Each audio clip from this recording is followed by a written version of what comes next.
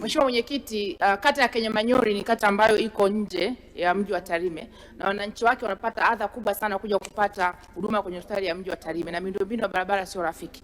Kwa kuwa wananchi wameshaanza kujenga kituo cha afya na hata mfuko wa jimbo tulipeleka hela pale, serikali inaweka juhudi gani za dharura kuhakikisha kwamba inapeleka fedha kwa ajili ya ukamilishaji wa kituo cha afya kwenye kata ya Kenyamanyori?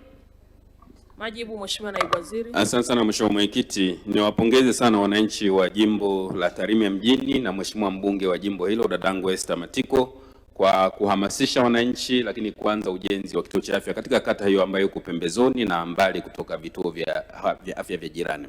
Naomba tu niwahakikishie Mheshimiwa mbunge kwamba tumepokea hoja hiyo, lakini tumia nafasi pia kumsisitiza mkurugenzi kuona uwezekano wa kutenga fedha angalau kidogo kwa mapato ya ndani, wakati sisi serikali kuu tunaendelea na kuandaa fedha kwa ajili ya kuendelea na ujenzi wa vituo hivyo vya afya. Endelea. Sasa namuita Mheshimiwa Haiderali Hussein Gulamali, mbunge wa Ilongero, aulize swali lake.